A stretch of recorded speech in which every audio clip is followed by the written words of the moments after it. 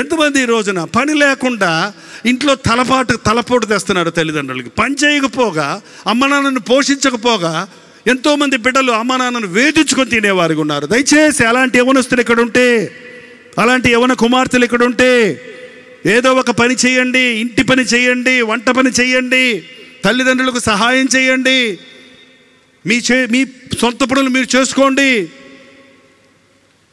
ఓరక నిలుచున్న వారిని ప్రభు పిలుస్తున్నాడు. నాకు పని ఉంది, రా, నీకోసం నేను పని సిద్ధం చేస్తున్నాను. నా ద్రాక్ష తోటలో కావలసినంత పని ఉంది. నా పని చేస్తే దానికి ప్రతిఫలం ఉంది. నువ్వు అడిగినా అడగకపోయినా, నువ్వు జీతం ఎంత ఇస్తావు, నాకు నీ సేవ చేస్తే ఎంత వస్తుంది అని అడగాల్సిన అవసరం లేదు. ఈ రోజున నాకు ఆస్తి ఏమీ లేదు, కానీ నాకు అవసరతలు ఏమీ లేవండి. నా అవసరతలన్నీ ఎప్పుడు ఏమి కావాలో అప్పుడు దేవుడు ఇస్తూనే ఉన్నాడు. ఒంటరిగాడిగా మెడ్రాస్ వెళ్ళాను నేను. ఇవాళ ఒంటరిగా ఉన్నాను అనుకున్నాను నేను. ఒకళ్ళం ఇద్దరమయ్యాం, ఇద్దరం ముగ్గురమయ్యాం, ముగ్గురు నలుగురమయ్యాం, నలుగురు ఐదుగురమయ్యాం. ఐదుగురు అయిన తర్వాత కాపురం వదిలిపెట్టి మళ్ళీ చెన్నై వెళ్ళాం. ఎందుకంటే అక్కడ కాస్ట్ ఆఫ్ లివింగ్ తక్కువ కదా.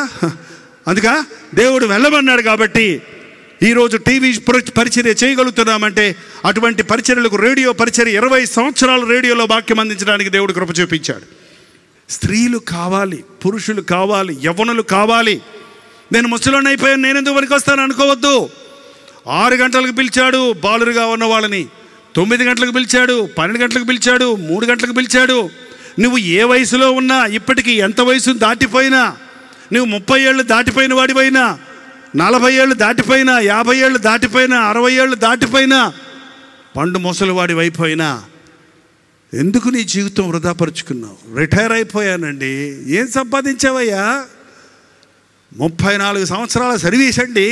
ఏం సంపాదించావయ్యా? ఇంకో 1.5 లక్ష అప్పు ఉందండి. ఏంటండి? పెన్షన్ ఏమైంది? అది వచ్చినట్టే వడ్డీకి పోతుందండి. ప్రావిడెంట్ ఫండ్ ఏమైంది? అది ముందే లోన్లో తీసేసుకున్నానండి. మరి ఇన్ని రోజులు ఉద్యోగం చేసి ఏం సంపాదించావయ్యా? బూడిదా అంటాడు. ఏంటండి? దేవుడు పిలిస్తే, దేవుని పని చేస్తే దేవుని ఆశీర్వాదం ఉంటుందని ఎంతమందికి తెలుసు? దేవుడు ఆశీర్వదించే ఉద్యోగం చేయండి. ఉద్యోగాలు చేయొద్దు, అందరూ సేవకులకు రమ్మని చెప్పలేదు. దయచేసి ఈ రాత్రి నేను బతిమలాడుతున్నాను. ఇంట్లో ఊరికే కూర్చునేవారు, ఉద్యోగాలు లేకుండా ఉన్నవారు, సమయాన్ని వృధా చేసుకున్నవారు, ఈ రాత్రి దేవుని స్వరాన్ని వినండి. దేవుడు మిమ్మల్ని పిలుస్తున్నాడు. రా, నా ద్రాక్ష తోటలో పని ఉంది, నాకు తోచింది ఏది న్యాయమో నీకు అది ఇస్తాను. లాస్ట్లో వచ్చారండి, 5 గంటలకు ఉన్నారంట. 5 గంటలకు ఉన్న వాళ్ళకి ఏం చెప్పాడు చూడండి, 7వ వచనం. వారు ఎవడనూ మమ్మను కూలికి పెట్టుకోవడం లేదన్నందుకు మీరును నా ద్రాక్ష తోటలోనికి వెళ్ళుడి. 5 గంటలండి, సాయంత్రం 6 గంటలకు డ్యూటీ అయిపోద్ది. ఎప్పుడు వెళ్ళారు వాళ్ళు? లాస్ట్ 5 గంటలకు వెళ్ళారు. కొంతమంది ఎప్పటి నుంచి పని చేస్తున్నారు? 6 గంటల నుంచి. కొంతమంది ఎప్పటి నుంచి పని చేస్తున్నారు? 9 గంటల నుంచి. కొంతమంది ఎప్పటి నుంచి పని చేస్తున్నారు? 12 గంటల నుంచి. కొంతమంది ఎప్పటి నుంచి పని చేస్తున్నారు? 3 గంటల నుంచి. కొందరు ఎప్పుడు వెళ్ళారు పనిలోకి? 5 గంటలకి. సాయంత్రం అయిన తర్వాత ఆ గృహ నిర్వాహక మేనేజర్కి చెప్పాడు, వీళ్ళందరికీ జీతాలు ఇచ్చేయి అన్నాడు అనమాట. కూలీ ఇచ్చేయి అన్నాడు. కూలీ చేయమన్నప్పుడు అందరూ లైన్ నిలబడ్డారు. మేము ముందు వచ్చాం, మేము సీనియర్సం, మేము పొద్దు నుంచి ఉన్నాం, మేము మొదటి నుంచి ఉన్నాం, మేము ముందు తీసుకొని ముందు వెళ్ళాలి మేము అని ముందుకు వచ్చారు వాళ్ళు. ఏంటండి? కానీ ఉండు వెనకాల వచ్చిన వాళ్ళు ముందు వెళ్ళని, మీరు ముందు ఉందరు, వెనకాల ఉందరు కానీ అని వెనకాల వచ్చినోడికి 5 గంటలు వచ్చినోడికి ముందు జీతం ఇచ్చాడంటే ఇదేం తప్పు, ఇదేమి న్యాయం అండి? 5 గంటలు వచ్చినోడికి ముందు జీతం ఇస్తే ఎంత ఇస్తాడని చూస్తున్నాడు. ఇటు చూస్తుంటే 1 దేనారం ఇచ్చాడు. అబ్బో, 5 గంటలకు వచ్చినోడికి 1 దేనారం ఉంటే 6 గంటలకు వచ్చిన వాళ్ళకి, పొద్దున్న 6 గంటలకు వచ్చిన వాళ్ళకి ఎంత ఇస్తాడు? మనకి 11 దేనారాలు ఇస్తారనుకుంటున్నాడు వెనకాల ఉన్నాడు. కానీ 3 గంటలకు వచ్చినోడికి 1 దేనారమే, 12 గంటలకు వచ్చినోడికి 1 దేనారమే, 9 గంటలకు వచ్చినోడికి 1 దేనారమే. వాళ్ళంతా బేరమాడుకోలేదు, ఏదో ఒకటి ఇస్తానన్నాడు, సరేలే అని తీసుకొని వెళ్ళిపోయారు. కానీ పొద్దున్నే వచ్చిన వాళ్ళకి 1 దీనారం ఇస్తానని వడబడ్డాడు కదా, అంటే మాట బేరమాడుకున్నారు కదా. వాడికి 1 దీనారం ఇస్తే వాడు సొర్రమందంట. సొర్రమని ఏమన్నాడో చూడండి, బైబిల్లో చూస్తేనే బాగుంటుంది. అది మన మాటలు కావు. ఆ లైన్స్లో, ఆ మాటల్లో పరిశుద్ధాత్మని యొక్క స్వరం వినపడుతుంది. వారది తీసుకొని చివర వచ్చిన వీరు 1 గంట మాత్రమే పనిచేసినను పగలంతయు కష్టపడి ఎండబాధ సహించి సహించిన మాతో వారిని సమానము చేసితివే అని ఆ ఇంటి యజమానుని మీద సణుగుకొనిరి. ఏంటంట, మేము పొద్దునుంచి ఎండలో పనిచేస్తే ఇప్పుడే వచ్చిన వాళ్ళకి మాకు ఒకే జీతం ఇచ్చావేంటి అని సణుక్కున్నారంట. ఎందుకు ఇక్కడ జరిగిందంటే, పొద్దున్న ఎంతమంది కూలోళ్ళు కావాలో అంతమంది కూలోళ్ళని తీసుకెళ్ళిపోయాడు కదా. అంటే ఇంత ఎకరానికి 20 మంది కూలోళ్ళు, 50 మంది కూలోళ్ళు ఉంటారు కదా. అంత పనికి ఎంతమంది కావాలో అంతమందిని తీసుకెళ్ళాడా, తీసుకెళ్ళలేదా? తీసుకెళ్ళిపోయారు. సో 9 గంటలకు మళ్ళీ కొంతమంది వచ్చారు. కొంతమంది వచ్చినంటే వీళ్ళు కొంతమంది ఏమై ఉంటారు, షిఫ్ట్ సిస్టంలోకి వెళ్ళి ఉంటారు. అంటే వీళ్ళు కొంతమంది మీరు చేయండి, పొద్దున్న చేస్తున్నాం మీరు చేయి అని చెప్పి వీళ్ళు కబుర్లు చెప్పుకున్నారో, చేట్లపాక ఆడుకున్నారో, గంజాయి తాగారో, ఏం చేశారో అక్కడ తెలియదు. మళ్ళీ కొంతమంది వచ్చేవాడికి మిగిలిన వాళ్ళు మొదట వచ్చిన వాళ్ళు అందరూ కూర్చుండిపోయి ఇటు చెయ్యి, అటు చెయ్యి, అక్కడ దవ్వు, ఇక్కడ దవ్వు అని కబుర్లు చెప్పడం మొదలుపెట్టారు. చివరిలో ఎందుకు పనికిరాని వాళ్ళు వచ్చారు చూడండి, 1 అవరే. ఎవరయ్యా ఈ యజమాని, దినమంతా వృధాపరుచుకున్నా కూడా మమ్మల్ని ఇంత ప్రేమగా నా తోటలో పనిచేయమని పిలుచుకున్నాడే. మమ్మల్ని ఎవరు, నువ్వు పనికిరావురా, నువ్వు పనికిరావు, నీకు లేదు పో ఉద్యోగం, నువ్వు చేయలేవు, నీ చేత కాదు, మమ్మల్ని ఎవరు కూలికి పెట్టుకోలేదు. పొద్దునుంచి బదులు అయ్యా ఎంతో కొంత అయ్యా, ఎంతో కొంత ఎత్తయ్యా, కనీసం పిల్లడు గంజి కాస్తాను, ఎంతో కొంత ఎత్తయ్యా, పని చేస్తాను, నువ్వు వద్దుపో అని అందరూ తోసేస్తే ఈయనెవరయ్యా వచ్చి నాకు రా అని తీసుకెళ్ళాడు. ఎంత మంచి యజమాని అని చెప్పి గంట సేపు చేసినా ఎంత పని చేశారో తెలుసు, వాళ్ళు మనస్ఫూర్తిగా పనిచేశారండి, మనస్ఫూర్తిగా పనిచేశారు. ఈ రోజున కొత్తగా ప్రభువు నమ్ముకున్నోళ్ళు ప్రభు కొరకు గొప్ప సాక్షులుగా ఉంటున్నారండి. సంవత్సరాల తరబడి ప్రభువుని ఎరిగిన వాళ్ళు బండలైపోతున్నారు. విని విని విని విని విని రాతి బండలైపోతున్నారు. ఇలాంటి మీటింగులకు వచ్చి వాక్యం విని మారదాము అని ఇంటికి వెళ్ళగానే ఆయన అంత చెప్పినట్టు ఈ రోజుల్లో ఎవరు ఉండరులే, ఆయన అంత పాతకాలం అక్కర్లేదు రా, అక్కడికి రా, పవర్ ఉంది, అక్కడికి వెళ్తాను రా, కింద పడేస్తారు, ఇక్కడికి రా, పైకి వేస్తారని సరిపా అని ఈ మీటింగ్ నుంచి ఆ మీటింగ్ నుంచి ఈ మీటింగ్కి, అందులో ఇంట్లో ఒప్పుకోరు, కాసేపు ఇంకేదో వచ్చిందని, కాసేపు మంచి సినిమా వచ్చింది, చిరంజీవి సినిమా వచ్చింది చూసిపోదాం, అప్పుడు మారుమనసు పొందాం, మళ్ళీ మారుమనసు పొందాం, చూడలేమంట కదా, రేపు వెళ్ళిపోయి చూసేసి ఎల్లుండి మారుమనసు పొందాం.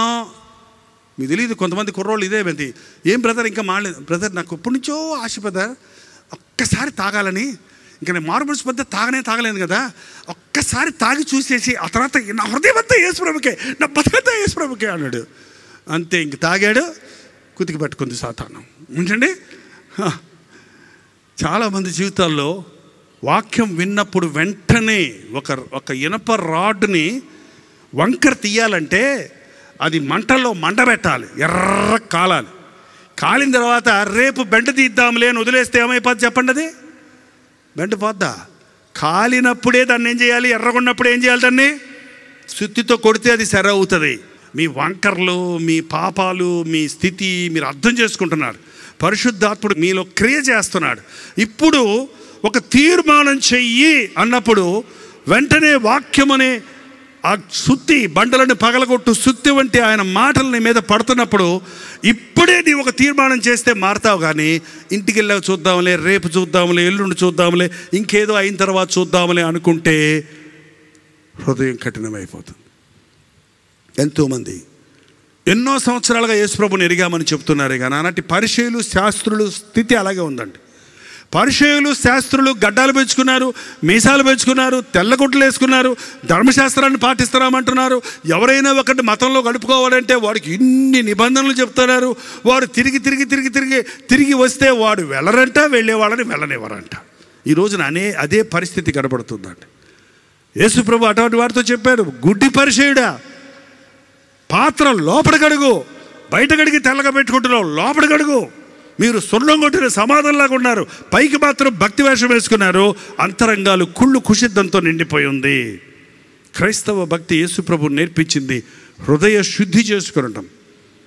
నువ్వు జీవితంలో ఇప్పటికే ఎంతో కాలం వృధా అయిపోయింది.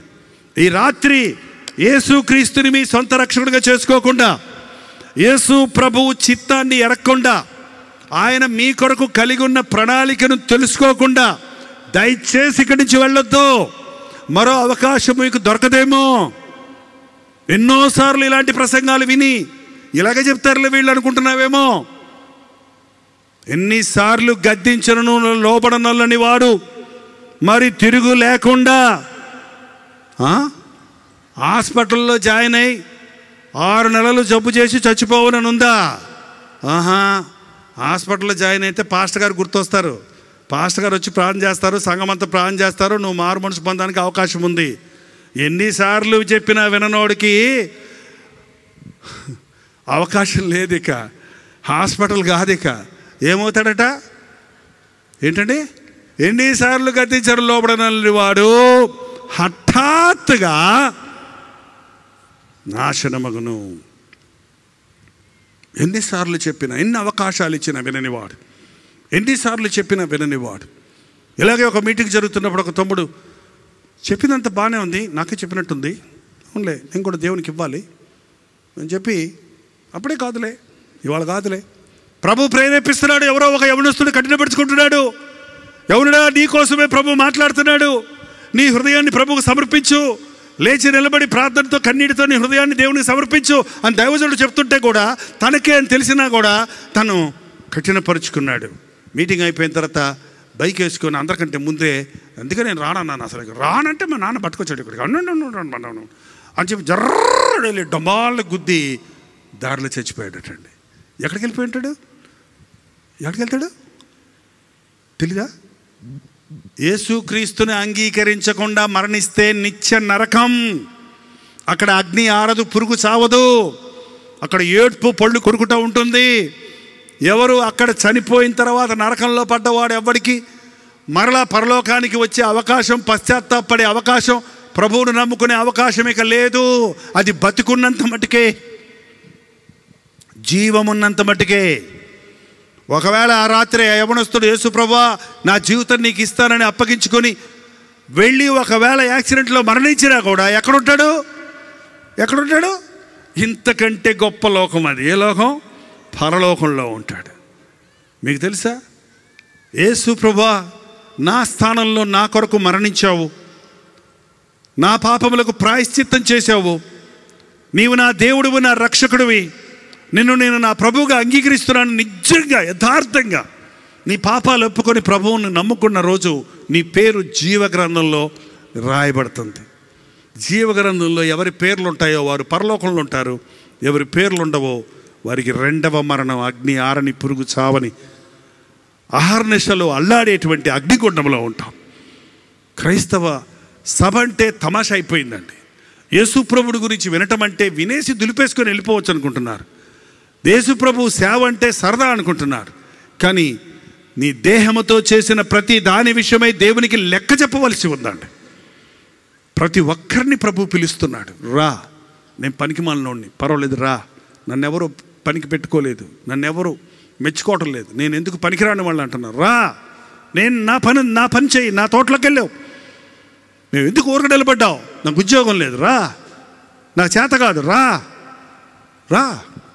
గిద్యోను గానుగ చాటున శత్రువులకు భయపడి పిరికి పంద ధాన్యం దొల్లగొట్టుకుంటున్నాడు. పరాక్రమం కలిగిన బలాఢ్యుడా అంటే ఎవడని చూస్తున్నాడు? పక్క చూస్తున్నాడు. నువ్వే, నేను నీకు తోడై ఉంటాను, రా. నేను ఎందుకు పనికి వస్తా? నేను చిన్నోడిని, నా గోత్రం చిన్నది, నేను బలహీనుణ్ణి, నేను పిరికోడిని, అయిననేమి నేను నీకు తోడై ఉండి మిద్యానీయుల చేతుల్లో నుండి ఇశ్రాయేలును విడిపించడానికి నిన్ను నేను వాడుకుంటానని ప్రభు పిలిచి, ఒక్క మనిషిగా ప్రభు పిలిచి శత్రు సమూహాలు 7 సంవత్సరాలు శత్రువులకు బానిసలైపోయి హీనదశకు చెందిన ఇశ్రాయేలుని విడిపించడానికి వాడుకున్నవాడు. చేపలు పట్టుకుంటున్న విద్యలేని పాపరులను చూసి నా వెంబడి రండి, నేను మిమ్మల్ని మనుషులు పట్టు జాలర్లుగా చేస్తాను అంటే వాళ్ళు వడలు వదిలిపెట్టి వచ్చారు. ఏంటంటే చేపలు పట్టుకునే వాళ్ళ భాష ఎట్టుంటుందండి? వాళ్ళ భాష ఎట్టుంటుంది, వాళ్ళ డ్రెస్ ఎట్టుంటుంది.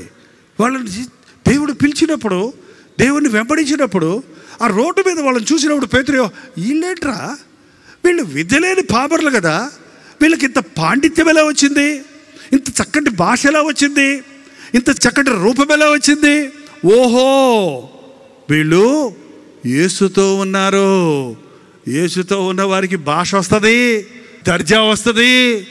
మరి నీ దేవుడు గొప్పోడైతే నువ్వు నిన్ను గొప్పోడిగా చెయ్యడా? నువ్వు ఆయన బిడ్డవైతే ఆయనతో పాటు నిన్ను ఉంచడా?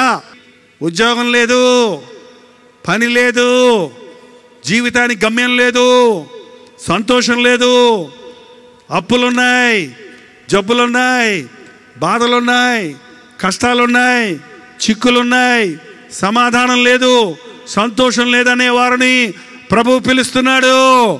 రా, నేను నిన్ను గొప్పవాణ్ణి చేస్తాను. రా, నాకు పనుంది నీతో. నీ తల్లి గర్భములో ఉన్నప్పుడే నేను నిన్ను చూసా. నీ కొరకు ఒక బ్లూ ప్రింట్, ఒక ప్రణాళికను వేశా. దావీదు అంటున్నాడు, నువ్వు నన్ను కలుగజేసిన విధము చూడగా నాకు ఆశ్చర్యము, భయము పుట్టుచున్నది. నేను పిండముగా ఉన్నప్పుడే నీ కన్నులను చూచెను. నా ఎడల నీకున్న తలంపులు లెక్కించేదని అనుకుంటున్నా, అవి ఇసుక రేణువుల కంటే ఎక్కువ ఉన్నాయి.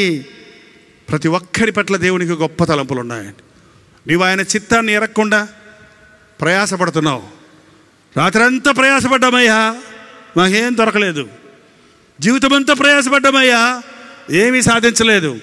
బ్రతకంతా అయిపోయింది, ఏమీ లేదు మా జీవితాల్లో అని ఎంతోమంది నిరుత్సాహంతో ఉన్నారు. ఆయన నీ మాట చొప్పున వలవేస్తాను, నీ మాట చొప్పున నడుస్తాను, నీవు చెప్పినట్టు చేస్తాను అని వల వేసినప్పుడు వల పిగిలిపోయే అన్ని చేపలు పట్టగలిగారండి.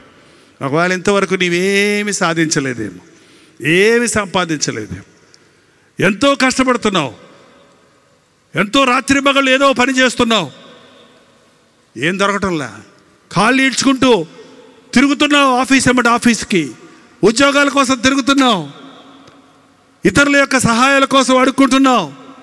అందరూ నీకు ముఖం తిప్పేస్తున్నారు, ఏమీ సాధించలేదు, ఏమీ లేదు. కన్న తల్లిదండ్రులు నేను అసహించుకుంటున్నారు. ఎందుకు పెట్టారా నా కడుపున్నావు, పైకనట్టున్నావు, చావరాదరా అని ఒకవేళ నీ తల్లిదండ్రులు తిడుతున్నారేమో. ఒకవేళ నీవు భర్తగా, నీవు యజమానిగా ఉండి ఏమీ చేయలేని పరిస్థితుల్లో నీ భార్యను విసిగిస్తూ ఉంటే, ఎందుకు నువ్వు చచ్చినా ఒకటే బతికినా ఒకటే అని తిట్టించుకునే పరిస్థితుల్లో ఉన్నావేమో. ఈ రాత్రి ఎందుకు నువ్వు అలా ఉండాలి, ఎందుకు నీవు అలాంటి స్థితిలో ఉన్నావు? రా, నాకు కావాలి, నువ్వు రా, నా ద్రాక్ష తోటలో పనుంది, రా, నాకు నీతో పనుంది, నాకు నీతో పనుంది. గెరాసీనుల దేశంలో దెయ్యం పట్టినోడు తను తాను గాయపరుచుకుంటూ, కేకలు వేసుకుంటూ, బట్టలు ఇప్పుకొని రోడ్ల మీద తిరిగేవాడట. సంఖ్యలు వేసి బంధించినా కూడా తుత్తురులుగా చేసి పరిగెత్తేవాడు. వదిలేశారు తల్లి, దరిద్రుడా, పోరా, చావరా, నీ చావు చావరా, సమాధుల్లో పోయి బతుకుతావు పో, నిన్ను కట్టేయలేకపోతున్నావు, నిన్ను అదుపులో పెట్టుకోలేకపోతున్నావు అని వదిలేశారు. దెయ్యాలు బట్టి తిరుగుతూ ఉన్నాడు గెరాసీన దేశంలో. యేసు ప్రభు చూశాడు, ఈ యవనస్తుడు నాకు కావాలి, ఈ బిడ్డ తల్లిదండ్రులకు వద్దు, ఎవరికి ఉపయోగకరంగా లేడు, దెయ్యాలతో పట్టి పీడించబడుతున్నాడు అని ప్రభు ఇద్దరి నుండి అద్దరికి దోడులో వెళ్ళి అతన్ని విడిపించడానికి వెళ్ళినప్పుడు, సర్వోన్నతుడైన దేవుని కుమారుడా అని నమస్కారం చేసుకుంటూ వచ్చాడండి ఆ గెరాసీనుల దేశంలో దెయ్యం పట్టిన వాడు. సర్వోన్నతుడైన దేవుని కుమారుడు, నాతో నీకే పని, నీతోనే నాకు పనిరా, నీతోనే నాకు పని. నిన్ను పట్టిన దెయ్యాల నుంచి నిన్ను విడిపించి నిన్ను నా బిడ్డగా చేసుకోవాలని వచ్చాను నేను. నిన్ను పట్టి పీడిస్తున్న శాపాల నుంచి నేను విడిపించి నిన్ను నా సాక్షిగా చేసుకోవాలని వచ్చాను నేను. నీ జీవితంలో నీవు సమస్తమైన పోగొట్టుకుని వీధుల పాలైపోయిన నీ బ్రతుకులో గమ్యాన్ని చూపించాలని వచ్చాను నేను. నీ సొంత వారికి, ఇంటి వారికి కూడా విరక్తి అయిపోయిన నీ జీవితాన్ని తీసుకొని వారికి నిన్ను ఆశీర్వాదకరంగా మార్చాలని వచ్చాను నేను అని చెప్పి అతన్ని దెయ్యంలో వెళ్ళగొట్టినప్పుడు అతడు స్వస్థ చిత్తుడై వస్త్రములు ధరించి ప్రభు పాదాల దగ్గర కూర్చొని, అయ్యా వందనాలు, నన్ను మార్చుకున్నావు, నీతో వచ్చేస్తాడు ప్రభు అంటే అన్నాడు.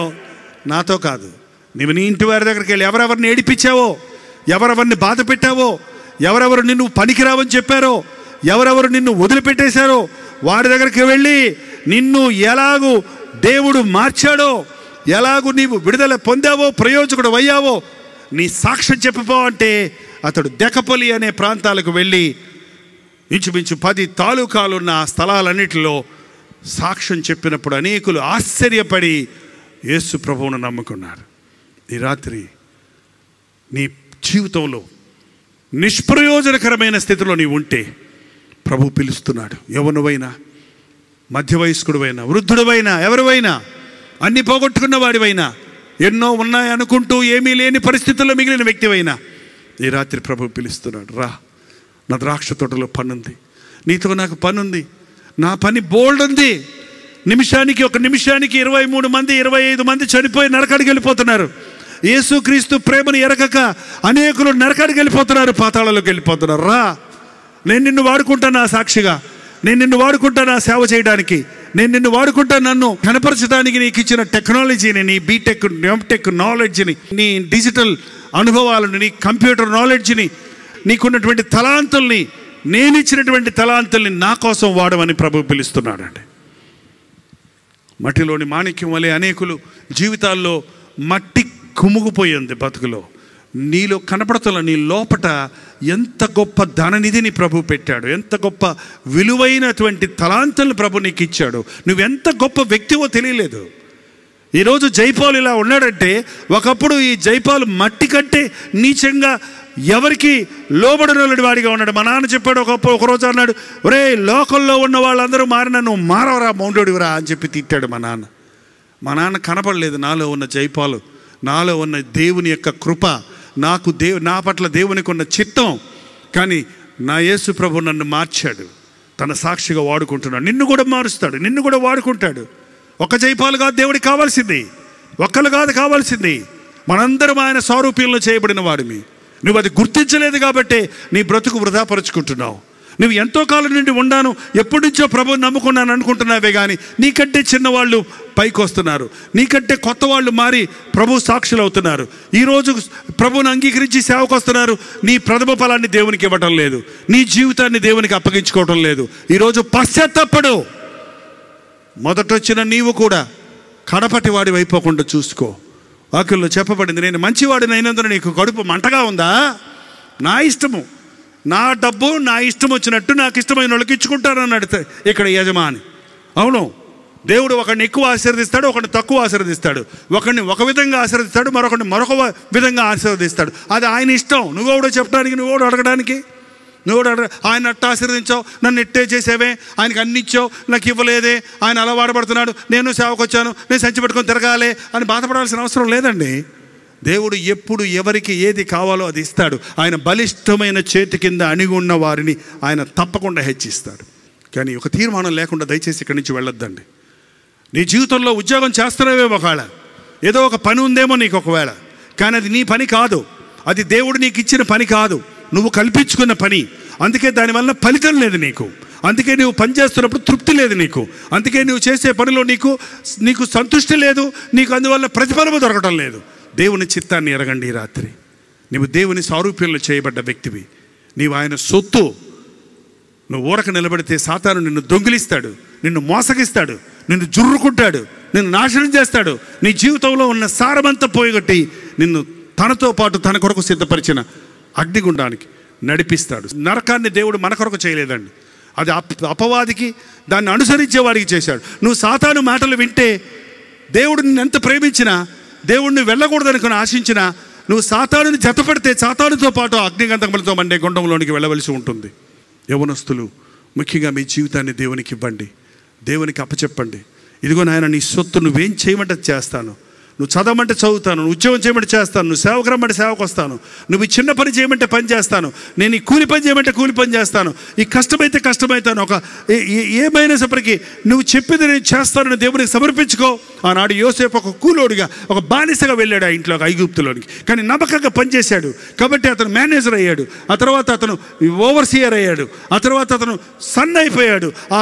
ఆ యజమాని ఎంత నమ్మాడంటే, ఇదిగో తాళం చేతులన్నీ తీసుకోవయ్యా, తాళం చేతులను తీసుకో, నువ్వు చేసిందంతా సఫలమవుతుంది, నీకు దేవుడు తోడున్నాడని చెప్పి హెచ్చించాడు. అంతేకాదు, ఐగుప్తు దేశానికి ప్రధానమంత్రిగా హెచ్చించబడ్డాడు.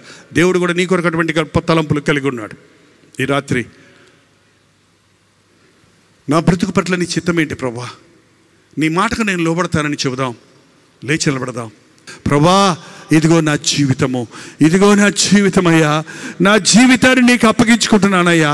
నా ఇష్టానుసారంగా బ్రతికి నష్టాల్లో పడ్డానయ్యా, కష్టాల్లో పడ్డానయ్యా, వృధాపరుచుకున్నానయ్యా, ఊరకనే ఉన్నానయ్యా.